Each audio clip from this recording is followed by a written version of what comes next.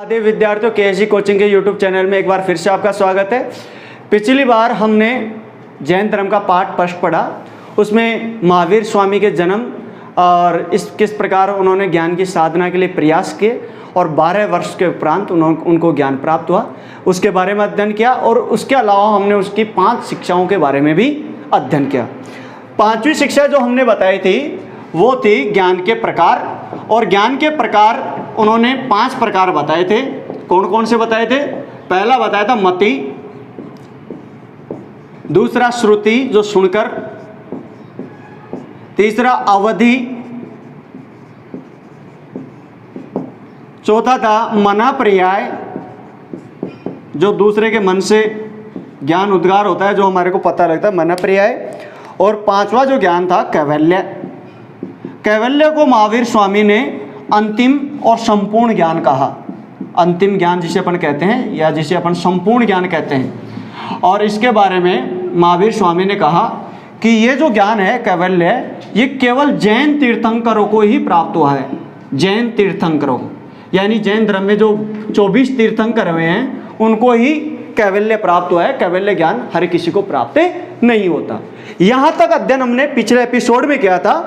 अब हम आगे वाला कॉन्सेप्ट देखते हैं। महावीर स्वामी ने छठा जो खोजा वो था कि ये समस्त भौतिक पदार्थ, भौतिक जीवन है, ये संसार है, ये जगत है, वो 7 मूल तत्वों से मिलकर बना है।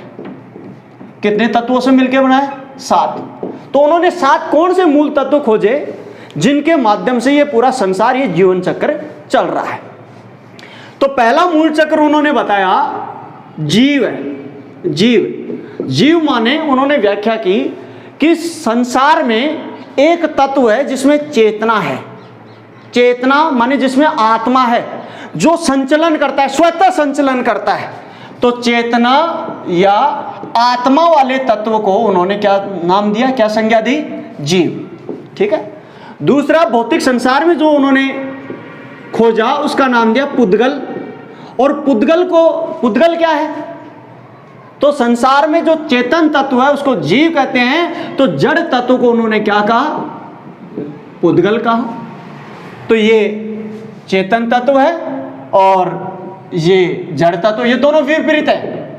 ये देखिए, ये जीव है, जीव यानी चेतन जिसमें चेतना है, और जड़ यानी निर्जीव है जिसमें कोई आत्मा नहीं है, कोई हलचल नहीं होती। दोनों पृथक पृथक हैं, दोनों पृथक। ये मान लीजिए मार्कर जो है ये जड़ है और मेरे शरीर में जो हार्ट कंपन कर रहा है स्वतः कर रहा है, तो ये चेतन है। तो फिर संसार का जो तीसरा तत्व उन्होंने जो खोजा वो खोदा बंधन। अच्छा, बंधन क्या है? बंधन के बारे में उन्होंने कहा कि ये जो जीव यानी चेतन तत्व और पुद्गल यानी जड़ तत्व, जब इन दोनों से कर्म जुड़ जाता है तो क्या हो जाता है? जीव बंधन में पड़ जाता है। जीव एवं पुद्गल का कर्म तत्वों से जुड़ना।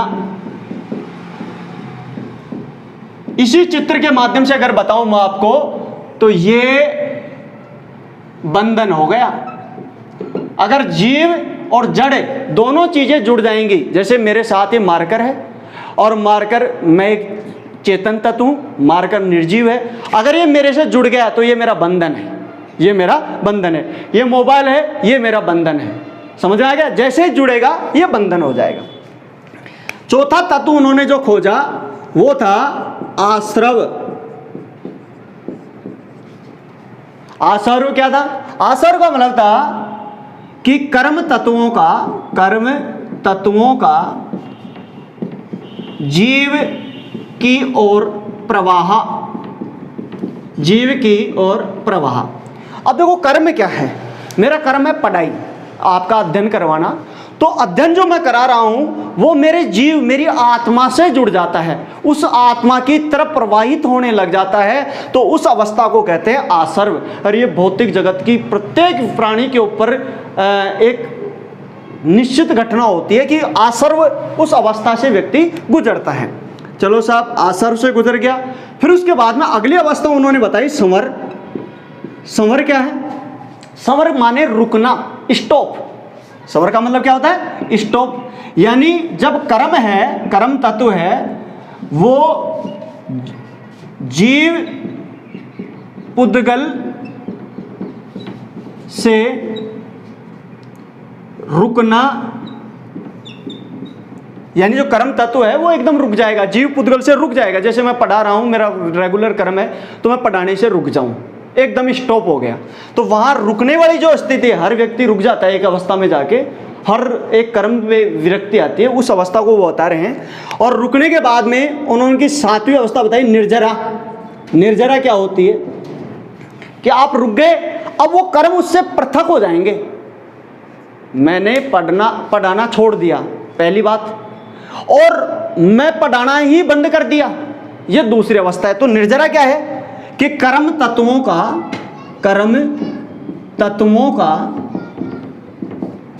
जड़ना या जीव से पृथक होना।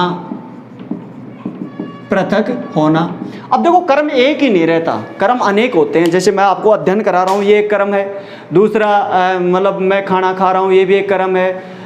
कई कर्म होते हैं प्रत्येक व्यक्ति के। तो लास्ट अवस्था जिसे अपन कहते हैं कि जब पूरे कर्म जड़ जाते हैं, पूरा हर कर्म व्यक्ति जीव से अलग हो जाता है, तो उस अवस्था को कहते हैं मोक्ष। मोक्ष का मतलब क्या होता है? अंतिम कर्म का, यानी जीवन में अब कोई कर्म ही नहीं रहा। आप कह रहे हो सर खाना कर्म है, ये भी नहीं रहा। हाँ बिल्कुल, इससे भी विलकता आ जाए, तो उस अवस्था को क्या कहते हैं? अंतिम कर्म का जीव से पृथक होना। उस अवस्था को क्या कहते हैं? मोक्ष कहते हैं। मोक्ष इसे नहीं कहते कि मर गया और ईश्वर के पास चला गया, ये मोक्ष नहीं है। मोक्ष का मतलब है अंतिम कर्म का। व्यक्ति खाना भी छोड़ देगा, पीना भी छोड़ देगा। अब कहे गुरुजी श्वास ले रहे हैं, श्वास भी तो एक कर्म। हाँ, श्वास लेना भी जहां छोड़ दे तो वो अवस्था क्या कहलाएगी? मोक्ष। अब मोक्ष का मतलब, मोक्ष को मैं स्पेशली आपको बता देता हूं, आप इसको एक स्क्रीनशॉट ले लीजिए। अब बात आती है मोक्ष के। मोक्ष के बारे में स्पेशली जान लो, यानी अंतिम कर्म जीव से जब पृथक हो जाता है तो उस अवस्था को क्या कहते हैं? मोक्ष कहते हैं। अंतिम कर्म का जीव से पृथक होना। अब देखो, अंतिम कर्म जीव से पृथक हो जाएगा, तो इसमें महावीर स्वामी ने कहा कि जो जीव है वो सिद्ध शिला पर विश्राम करेगा।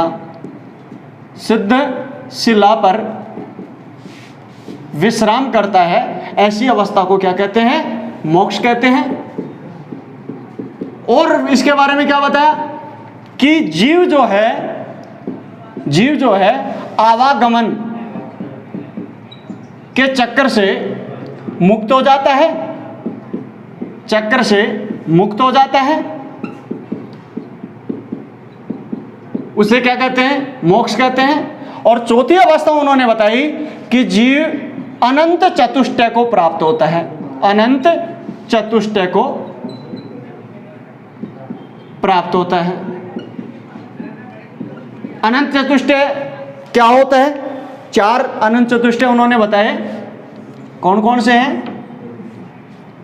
अनंत चतुष्टय का मतलब अनंत ज्ञान, अनंत दर्शन, अनंत वीर्य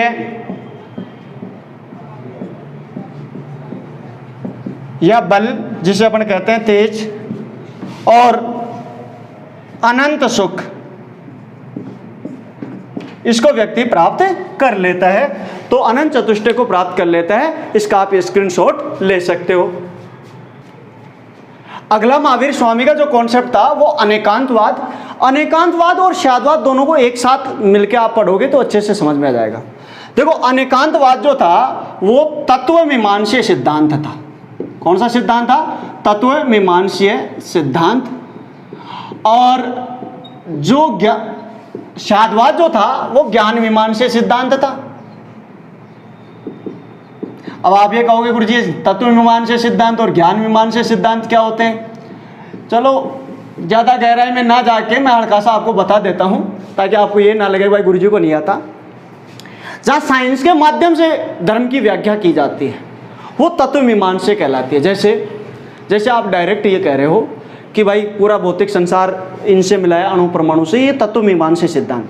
ज्ञान मीमांसा, जैसे आप कह दो कि ये संसार ईश्वर ने बनाया है, तो ज्ञान है, ये दर्शन है, इसमें कोई लॉजिक नहीं लगा है, तो ये ज्ञान मीमांसा। तो इसमें उनका जो अनेकांतवाद था वो तत्व मीमांसा सिद्धांत पर आधारित था, और शादवाद जो था वो ज्ञान मीमांसा सिद्धांत था। अब था क्या, कॉन्सेप्ट सिर्फ एक है, अब उसकी व्याख्या अलग अलग उन्होंने की है। क्या की है, एक लाइन उन्होंने लिखी, मैं लिख देता हूं, उन्होंने नहीं लिखी, उन्होंने तो कही थी, बोली थी। क्या कहा कि एक वस्तु में अनंत गुण होते हैं,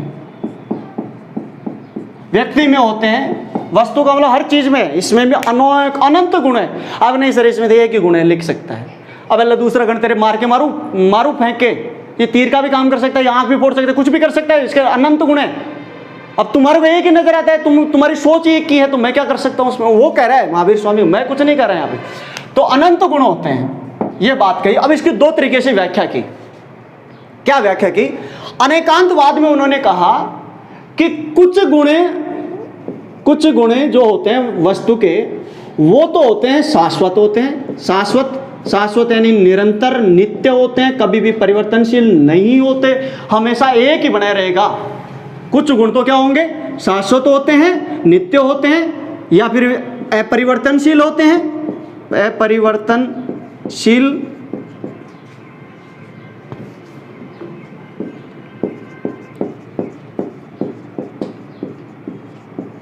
होते हैं, और कुछ गुण जो होते हैं वो परिवर्तनशील होते हैं। परिवर्तनशील होते हैं, ये सर्व सत्य मतलब ये तत्व मीमांसा पर आधारित है। ये बिल्कुल लॉजिकल बात है, इस पे आप कोई भी अंगुली नहीं उठा सकते। अब दूसरा जो तत्व, जो ज्ञान मीमांसा सिद्धांत था, वो क्या कहते हैं, वही चीज, एक वस्तु में अनंत गुण होते हैं। पहली चीज यही है। अब इससे आगे उन्होंने क्या कहा, वो जो ज्ञान मीमांसा में आएगा, उन्होंने कहा कि ये जो गुण होते हैं वो देश, काल और परिस्थिति के अनुसार होते हैं। परिस्थिति के अनुसार परिवर्तनशील होते हैं, परिवर्तनशील या सापेक्ष होते हैं, परिस्थिति के सापेक्ष होते हैं। मतलब क्या होता है कि देखो अनेक गुण हैं। आप कह रहे हो कि सूर्य पूर्व से उगता है, तो ये आपकी परिस्थिति देश काल के सापेक्ष है, ये देश काल के सापेक्ष है।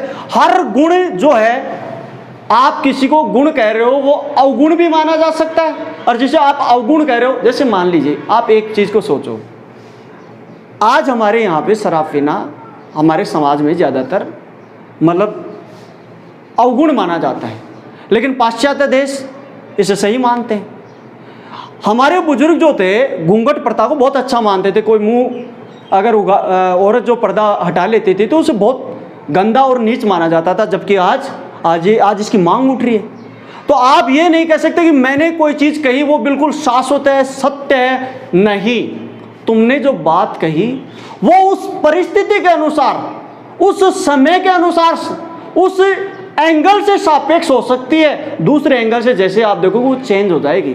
तो आप कभी भी जीवन में एक स्थिर कमेंटमेंट कभी भी मत करो, ये मत कहो कि ये ऐसे ही है, क्योंकि आपके ज्ञान के सापेक्ष ऐसा हो सकता है। उसके अनंत गुण है, वो आप जानते ही नहीं।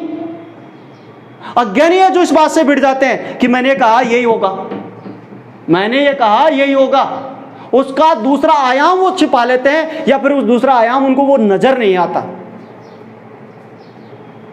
ये उनकी सबसे बेसिक कॉन्सेप्ट थी, अनेकांतवाद और शादवाद। दोबारा से समझ लेना, अनेकांतवाद तत्व मीमांसा सिद्धांत था और शादवाद ज्ञान मीमांसा सिद्धांत था। बेसिक कॉन्सेप्ट क्या था कि एक वस्तु में अनंत गुण होते हैं।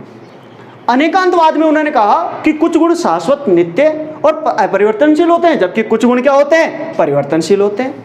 शादवाद में कहा कि जो कोई भी वस्तु है उसमें अनंत गुण है, लेकिन वो देश काल परिस्थिति के सापेक्ष होते हैं और वो चेंजेबल रहते हैं, वो बार बार परिवर्तनशील होते रहते हैं। आप कोई भी एक निश्चित अवधारणा नहीं कह सकते। आज जो आप बात कर रहे हो वो उस परिस्थिति और काल के अनुसार सही हो सकती है, लेकिन जस्ट दूसरे एंगल से जब आप सोचते हो तो आप उसे काट सकते हो। कोई भी दूसरा व्यक्ति 2 सेकंड में काट देता है उस बात को। ठीक है, आप इसका एक स्क्रीनशॉट ले लीजिए। अब जो महावीर स्वामी का 10वां जो कॉन्सेप्ट था वो था कर्मफल, कर्मफलवाद। देखो, अगर बुद्ध धर्म की बात करें तो महात्मा बुद्ध भी जो हैं वो कर्म फल में विश्वास करते थे। क्यों करते हैं, इनका बेसिक कौन सा? और हिंदू धर्म भी कर्म फल में विश्वास करता था। तीनों को साथ ही ले लो आप। ये जैन धर्म चल रहा है, ये बौद्ध धर्म चल रहा है। अगर इसमें मैं गुड़ का निशान बना देता हूं तो इसका मतलब ये जहां लिखा है ये जो मानता है वो भी मानता है, यहाँ भी ये भी मानता है, और ये साथ ही आप इसको हिंदू धर्म भी ले लीजिए।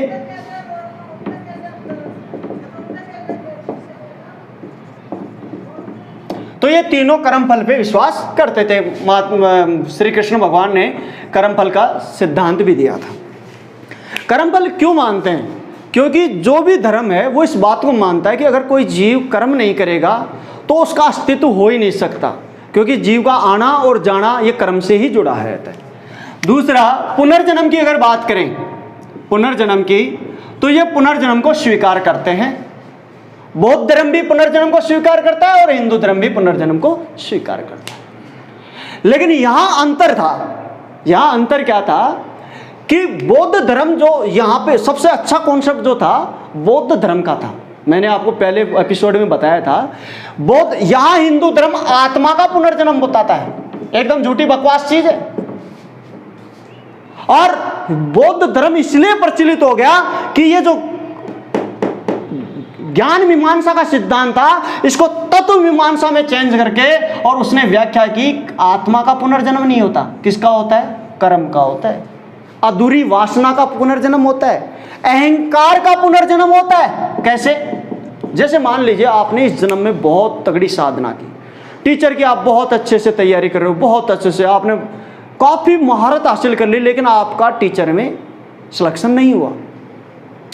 तो अगर आपके कर्म प्रबल हैं और आप इस जन्म में भले ही टीचर ना बनो, लेकिन आपके कर्म और उस अहंकार का बारंबार जन्म होता रहेगा और तब तक जन्म होगा जब तक आप टीचर नहीं बन जाते। फिर आप ये कहो गुरु जी आज से मैं तो राजा बनने की सोच रहा हूं। बेटा सोचे जा, और कर्म भी इतने प्रबल कर कि राजा का ही कर्म हो इस जन्म में, नहीं तो अगले जन्म, और तब तक तेरे को मोक्ष नहीं मिलेगी।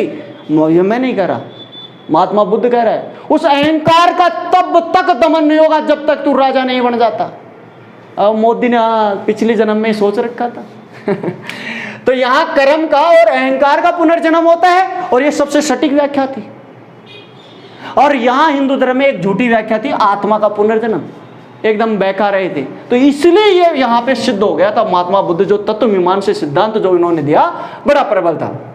ये भी पुनर्जन्म को मानता है, और पुनर्जन्म ये भी किसका मानता है? आत्मा का पुनर्जन्म मानता है। अच्छा, अगर ईश्वर की बात की जाए तो ये ईश्वर को नहीं मानता, ईश्वर को नहीं मानता, और ये भी नहीं मानता। और हिंदुओं मानते हो?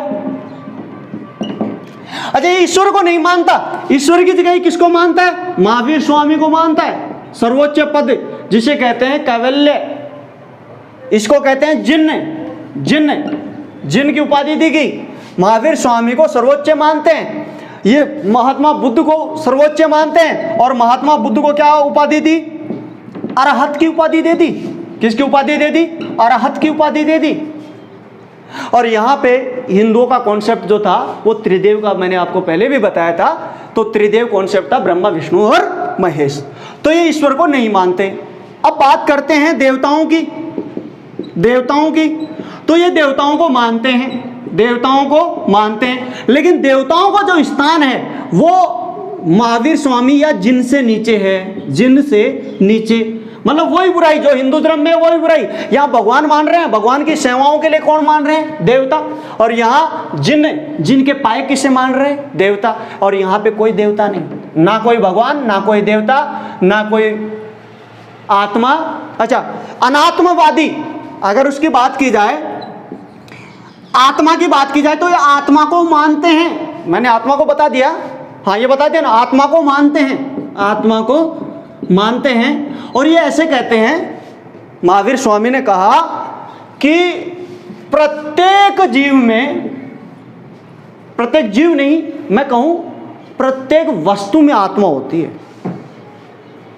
महावीर स्वामी ने एक जगह कहा कि प्रत्येक जीव में, प्रत्येक वस्तु में आत्मा होती है, आप इस चीज को समझ लो। और उन्होंने ये भी कहा कि कुछ जीवों में एक से अधिक भी आत्मा होती है।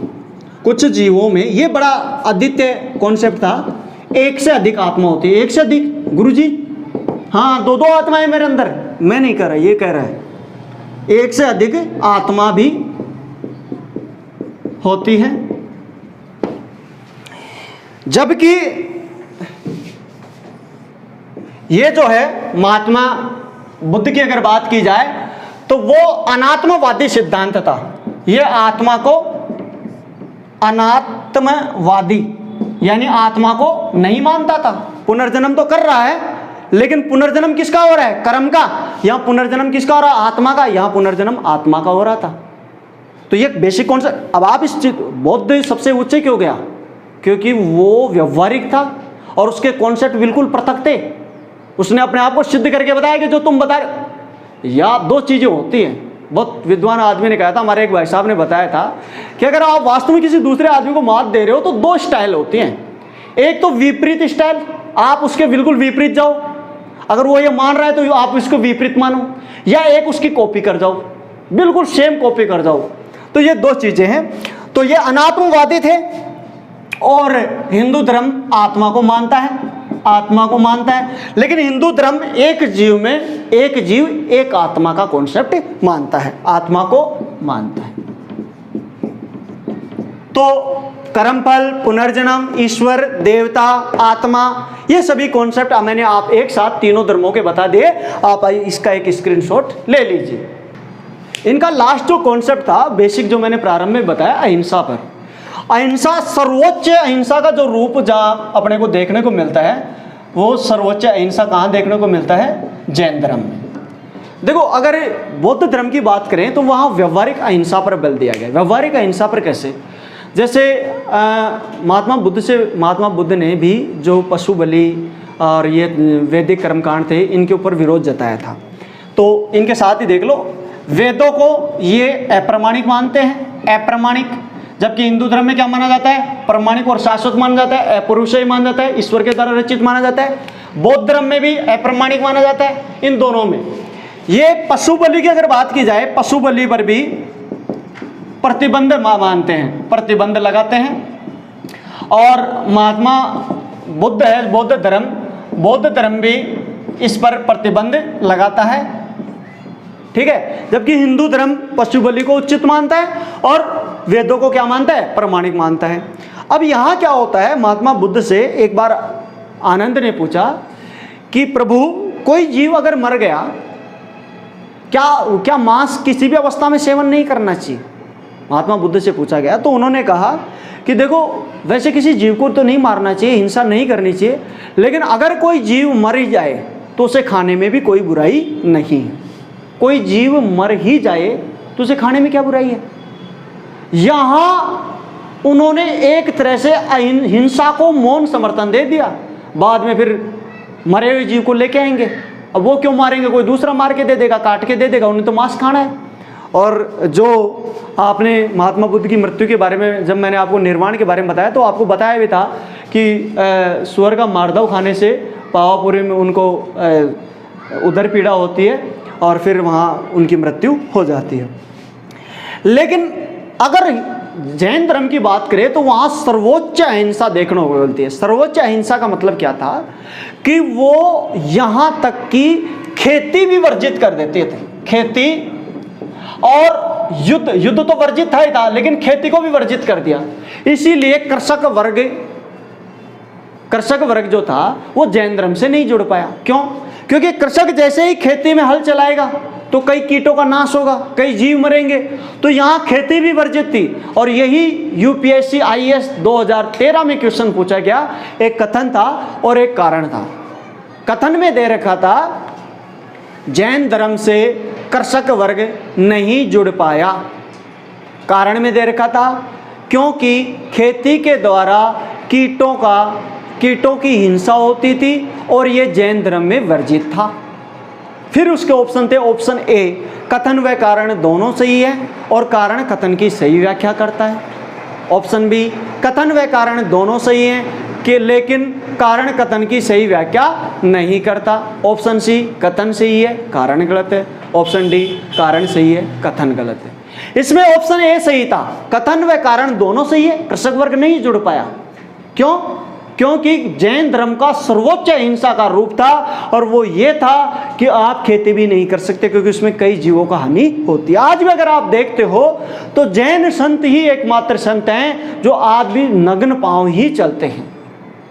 वो अपना थूक कभी जमीन पर नहीं डालते हैं ताकि जीवों की हिंसा न। कोई जीव, अपने को मिट्टी में कोई जीव नहीं दिख रहा, वो जीव भी ना मर जाए इसलिए। यहां तक कि जो तेरापंथी जैसे श्वेतांबर संत होते हैं वो अपने मुंह के भी रुमाल बांध के रहते हैं ताकि कोई जीव उनकी श्वास से अनजाने में भी कोई जीव ना। यहां सर्वोच्च अहिंसा की अगर बात हो रही है, याद रखना अहिंसा चक्र महावीर स्वामी का माना जाता है, अपने जयपुर में भी है। तो यह अहिंसा का सर्वोच्च रूप कहां देखने को मिलता है? यहां पे। एक चीज और भी देखते हो, महावीर स्वामी की जो जन्म तिथि आती है, एकादशी की बात की तो अहिंसा जो है यहाँ सबसे प्रमाणिक मानी। उन्होंने कहा किसी भी अवस्था में चाहे अपनी मृत्यु हो जाए आप अपना त्याग कर सकते हैं शरीर का, लेकिन किसी भी जीव को हिंसा नहीं पहुंचनी चाहिए। और आज भी अगर आप देखते होंगे तो जो एकादशी होती है, महावीर का जिस दिन जन्म हुआ था, उस एकादशी को किसी भी मतलब जो बूचर खाने हैं वो भी बंद करा दिए जाते हैं। अब की बार तो शराब की दुकानें भी प्रतिबंधित कर दी गई थी। तो यह अहिंसा का सर्वोच्च रूप देखने को मिलता है। अब क्या होता है कि महात्मा महावीर स्वामी के बारे में 3-4 चीजें और देख लेते हैं। उनका जो संघ था तो उस संघ का जो संचालन उनकी निर्वाण के बाद में सुधर्मन के द्वारा किया गया। दरअसल क्या था कि उन्होंने अपना पहला उपदेश 11 शिष्यों को दिया था, 11 ब्राह्मणों को दिया था। और वो कहाँ दिया था? पावापुरी में दिया था, पावापुरी में। और जो 11 ब्राह्मण थे जो थे वो 11 गणधर कहलाए। क्या कहलाए थे? गणधर कहलाए। और ऐसे कहते हैं कि महावीर स्वामी की मृत्यु तक लगभग सभी गणधरों की मृत्यु हो चुकी थी, केवल एक ही बचा था जिसका नाम था सुधर्मन। और स्थूलभद्र लिखते हैं कि उनकी मृत्यु तक 2 जीवित थे और एक दूसरे का नाम बताते हैं इंद्रभूति। तो ये 2 जीवित थे। तो सुधर्मन ने इनके निर्माण के बाद में बौद्ध जो जैन संघ था उसका संचालन किया। जैन संघ जहाँ पे महावीर स्वामी जी रहते थे वहाँ भिक्षु भिक्षुणी रहते थे, उस संघ का संचालन किया। अब इसमें 2 चीजें हैं, एक तो भिक्षु भिक्षुणी और एक श्राविका। भिक्षु भिक्षुणी और दूसरा क्या है? श्रावक श्राविका। तो इन दोनों में क्या अंतर है? भिक्षु भिक्षुणी जो है वो जैन संघ में रहते थे। संघ का मतलब जो मठ होता था वहां पे रहते थे, संघ में रहकर जैन मत का पालन करते थे। और ये श्रावक श्राविका तो जो थे वो गृहस्थ रहकर जैन मत का पालन करते थे। अब इसमें मैंने आपको बताया था जैन मत क्या था। जैन मत वही पंच महाव्रत था, पंच महाव्रत। और पंच महाव्रत क्या था? सत्य, अहिंसा, अस्तेय, अपरिग्रह और ब्रह्मचर्य। तो अब दोनों में अंतर यह था कि यहां जो भिक्षु भिक्षुणी है वो ब्रह्मचर्य का सर्वोच्च पालन करेंगे, कभी भी किसी भी स्त्री या पुरुष के संपर्क में नहीं आएंगे। और श्रावक श्राविका जो हैं वो निश्चित काल के उपरांत में, जैसे 1 महीने बाद में, 6 महीने बाद में, 12 महीने बाद में। और आज भी ऐसा होता है कि मैंने पिछले भी एपिसोड में आपको बताया था कि केवल और केवल पुत्र प्राप्ति के लिए ही इसके अलावा जैन ब्रह्मचर्य का पालन किया जाएगा। अब इसके अलावा एक और चीज देखने को मिलती है, वो क्या थी? बसादी। बसादी किसे कहते हैं? ये इंपॉर्टेंट क्वेश्चन है, इसको 1000 घात लगा लेना, ये क्वेश्चन पूछा जा सकते हैं। जो वो जैन मठ है, जैन मठ, तो जैन मठों को बसादी कहा जाता था। ठीक है। एक और चीज आप देख लो कि जो महावीर स्वामी जो थे, उनका पहला जो विद्रोह किया था वो उनके अनुयायी, उनके शिष्य, उनके दामाद जामाली के द्वारा किया गया। पहला विद्रोह, यानी उनकी पुत्री का नाम था, मैंने आपको पिछले एपिसोड में बताया था, जिसको अणोज्या कहते थे, प्रियदर्शना उसका नाम था। तो उसकी शादी उनके भांजे के साथ हुई थी, खुद के भांजे के साथ, और भांजे का नाम था जामाली। और जामाली उनका पहला शिष्य भी बना था। जो 11 गणधर थे उनके बाद में पहला उनका अनुयायी कौन बना था? जामाली बना था। हालांकि जामाली ही उनके बाद में इसका संचालन करता, लेकिन महावीर स्वामी के जीवित रहते हुए उनके जो एक सिद्धांत पे उनके टकराट उत्पन्न हो जाती है।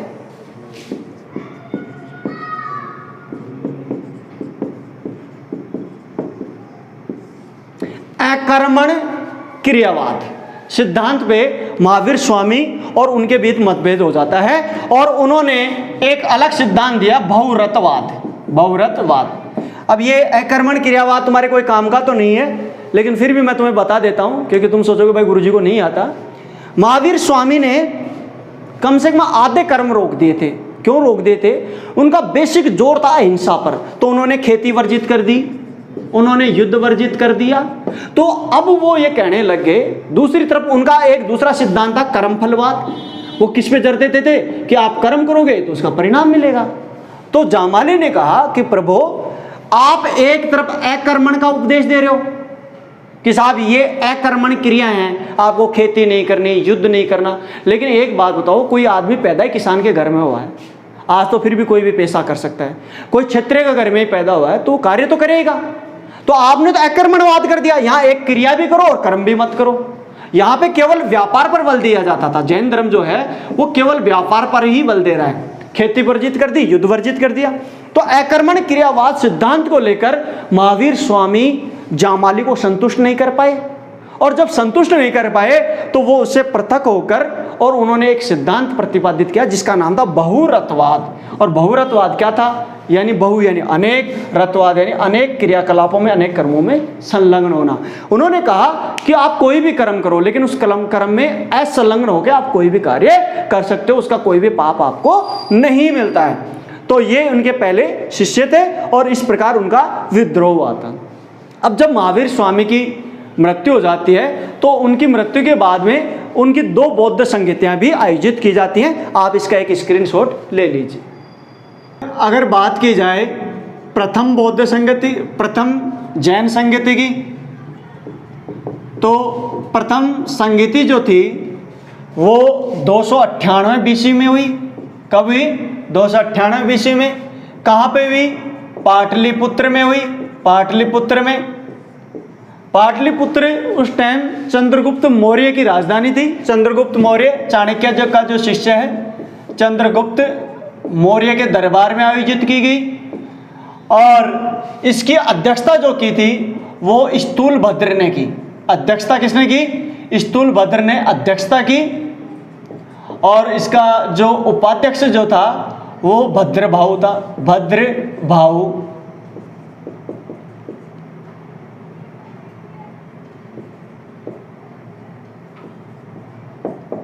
भद्रभाऊ इसके उपाध्यक्ष थे।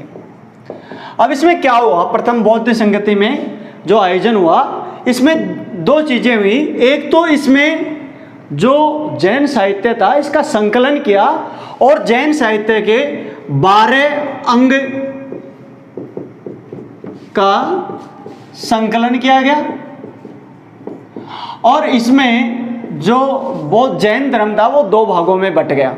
दूसरा क्या हुआ? जैन धर्म का विभाजन हुआ। जैन धर्म 2 भागों में बट गया, और वो कौन कौन से भाग थे? एक भाग था दिगंबर जैन और दूसरा था श्वेतांबर जैन। दिगंबर जैन का मतलब है दिक प्लस अंबर। दिक यानी बिना, अंबर यानी कपड़ों के, बिना कपड़ों के जो नग्न रहते थे वो दिगंबर जैन कहलाए। और श्वेतांबर यानी श्वेत प्लस अंबर यानी श्वेत यानी सफेद, अंबर यानी वस्त्र सफेद जो कपड़े धारण करते थे वो श्वेतांबर कहलाए। दिगंबर जो थे वो भद्रबाहु के नेतृत्व में दिगंबर समाज आगे बढ़ा और स्थूलभद्र के नेतृत्व में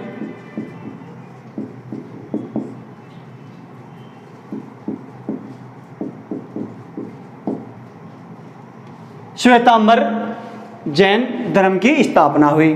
अब इनमें अंतर क्या था? ये रूढ़िवादी थे। रूढ़िवादी क्या था? इन्होंने कहा कि देखो महात्मा जो महावीर स्वामी है, भगवान महावीर, उन्होंने जो कुछ कहा है वही प्रमाणिक है, हम उसी को मानेंगे। और ये क्या थे? सुधारवादी थे। सुधारवादी क्या थे? इन्होंने अपने मन से कई कॉन्सेप्ट गढ़े और इन्होंने उनको लागू कर दिया।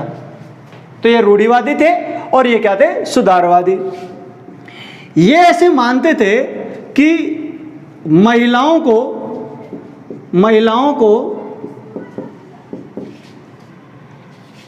इस तरीके से मोक्ष संभव नहीं है, मोक्ष संभव नहीं है। जबकि ये जो है ये महिलाओं के मोक्ष का भी समर्थन कर रहा है, महिलाओं के मोक्ष का समर्थन कर रहा है। नेक्स्ट चीज ये थी कि ये जो थे वे भगवान महावीर को अविवाहित मानते थे। भगवान महावीर को ये क्या मानते थे? अविवाहित मानते थे।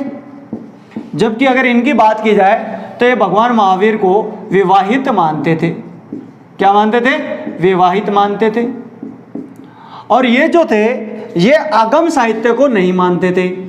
अगम साहित्य भी आगे आएगा, वो मैं आपको बताता हूं। अगम साहित्य को नहीं मानते थे और ये अगम साहित्य को मानते थे। तो ये इनमें अंतर था। जो दिगंबर जो थे वो दिगंबर क्या होता है? एक बार जब महावीर स्वामी की मृत्यु होती है तो उसकी मृत्यु होते ही ऐसा होता है कि मगध में भयंकर अकाल पड़ता है। और वो अकाल एक दिन नहीं, 2 दिन नहीं, वर्षों नहीं, कई वर्षों तक यानी 12 वर्ष तक भयंकर अकाल पड़ा। ना मिनक की जान, मतलब पानी पीने की एक बूंद तक नहीं थी। तो ऐसी अवस्था में जो जैन संत थे एकदम धरती जल रही थी तो वहां से निकलकर दक्षिण समाज में चले जाते हैं। तो ये जो दिगंबर समाज था ये दक्षिण दिशा में चला गया। किसके नेतृत्व में? दक्षिण क्षेत्र में चला गया, भद्रबाहु के नेतृत्व में। अब देखो ये जो थे ये अपनी प्योरिटी बनाए रखना चाहते थे। प्योरिटी कैसे? अभी भी ये नग्न ही रहते थे दक्षिण भारत में भी। जबकि श्वेतांबर अब ये क्या करते हैं कि जब मगध में भयंकर अकाल पड़ता है, जमीन सूख जाती है, तो वो अपनी सुरक्षा के लिए, शरीर के बचाव के लिए उन्होंने क्या किया? श्वेत कपड़े पहनने धारण किए, क्योंकि सफेद कपड़ों में गर्मी सबसे कम लगती है।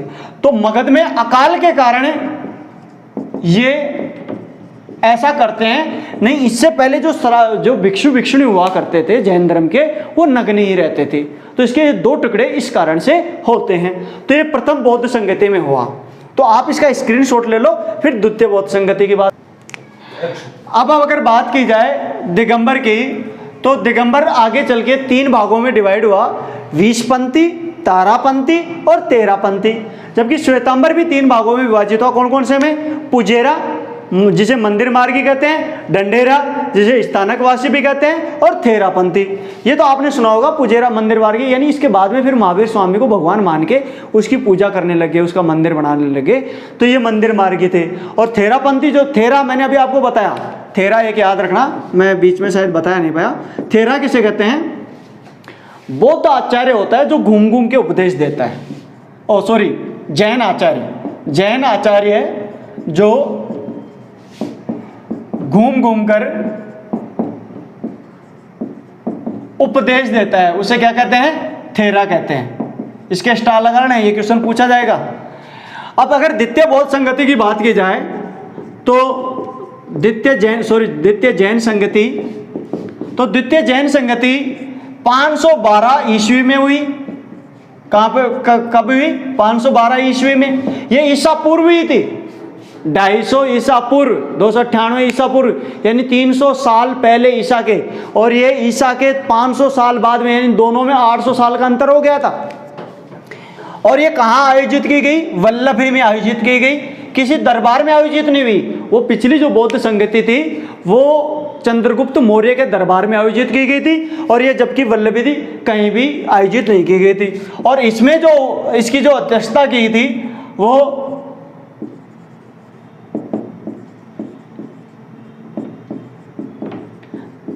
देवर्षि समाज शर्मा ने इसकी अध्यक्षता की थी। और इसका मुख्य कार्य जो था वो था आगम साहित्य का संकलन किया गया। इसमें आगम साहित्य का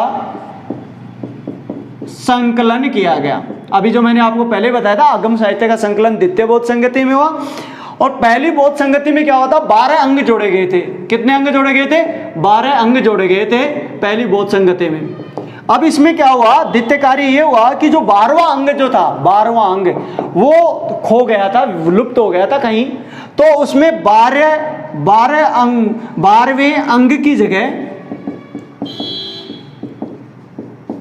12 उपांग जोड़े गए, 12 उपांग जोड़े गए। और इसमें ये जो उपांग जो जोड़े गए वो अर्धमागधी भाषा में जोड़े गए। कौन सी भाषा में जोड़े गए?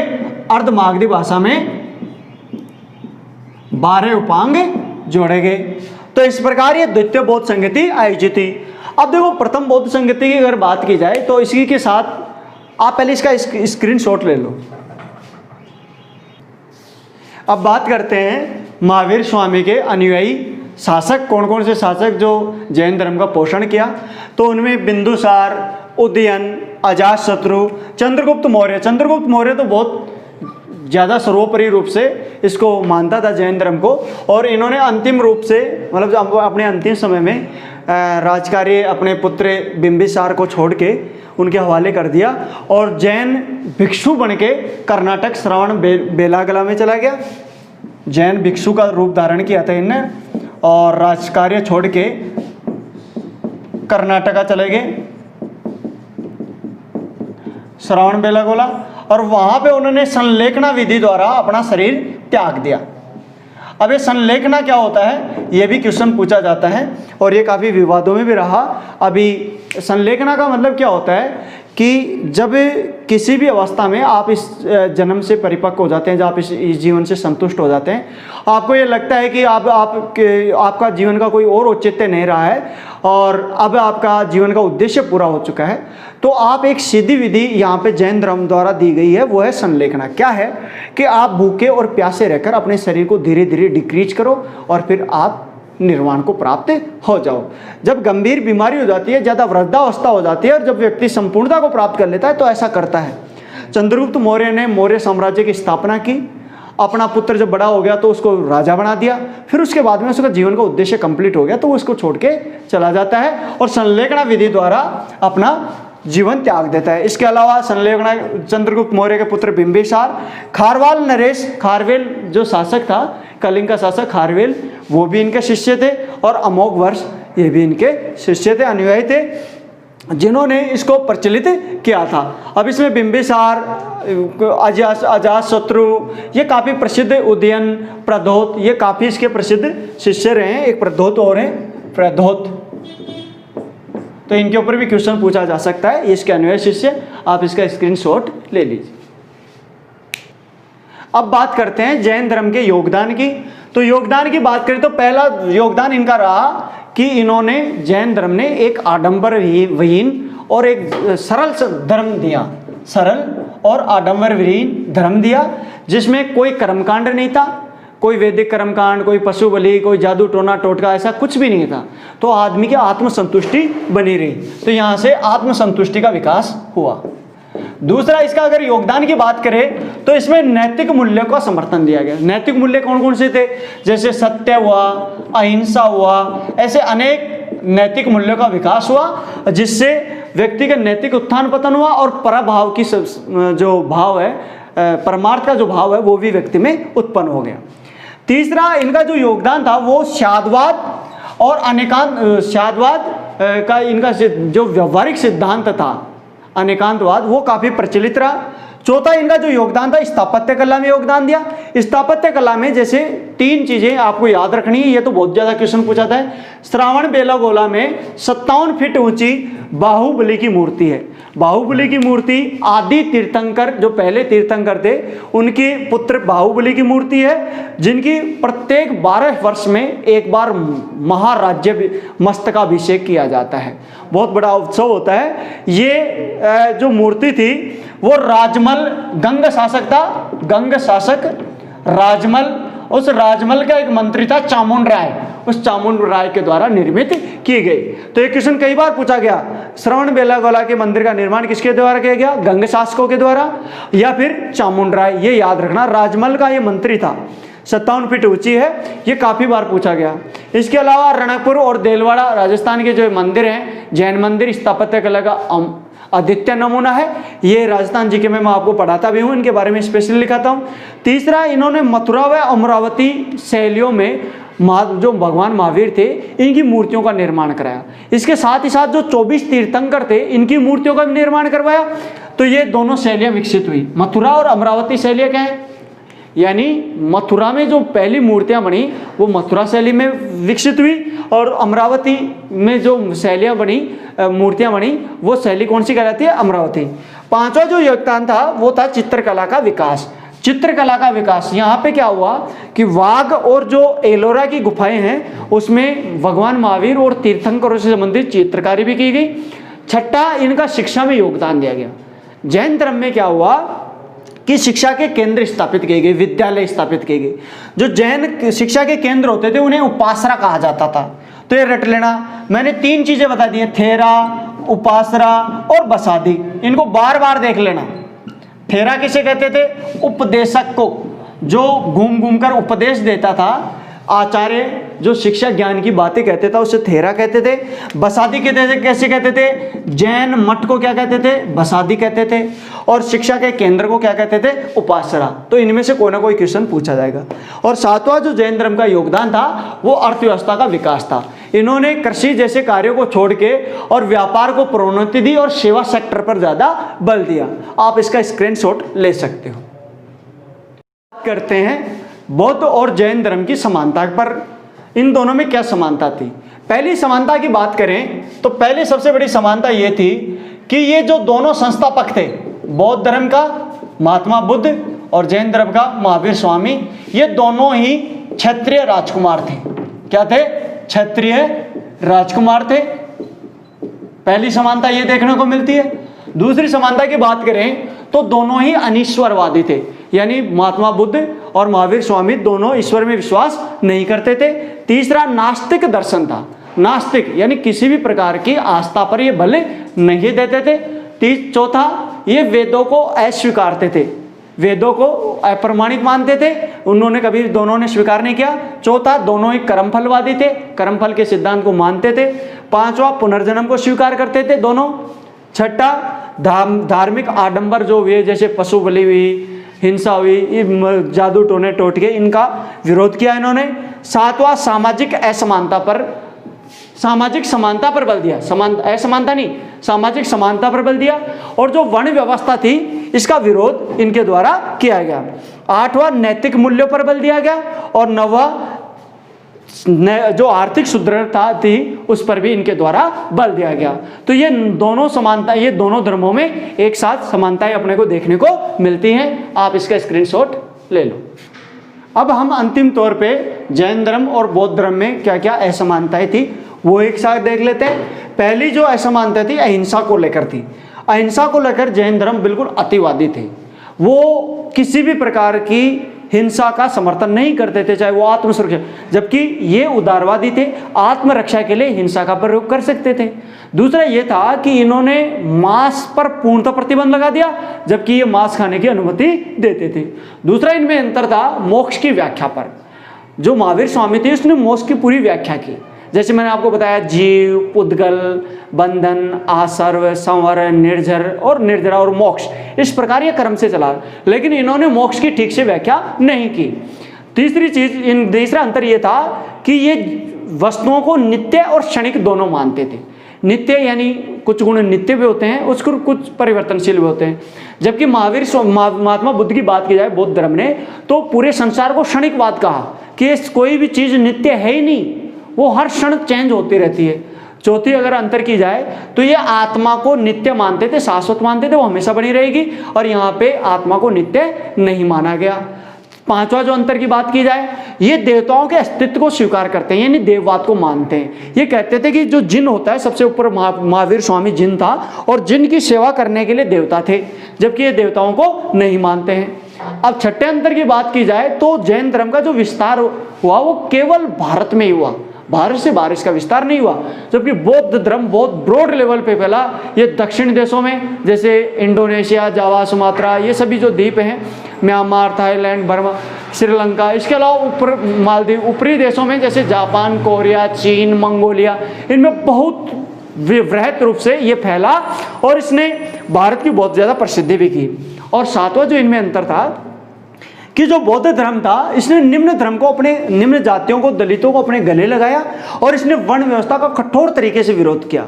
अब ना केवल विरोध किया बल्कि उनको समर्थन भी दिया, उनको संघ में प्रवेश भी दिया। जबकि ये निम्न वर्ग को मतलब जो वर्ण व्यवस्था था इसका विरोध तो किया, लेकिन उनको समर्थन देके संघ में प्रवेश नहीं दिलाया। जैसे अगर बात की जाए तो इसने कृषि कार्य प्रतिबंधित कर दिया, जैसे इसने मछुआरे का मछली प्रतिबंधित कर दिया, जैसे कसाई है उसका कार्य प्रतिबंधित कर दिया।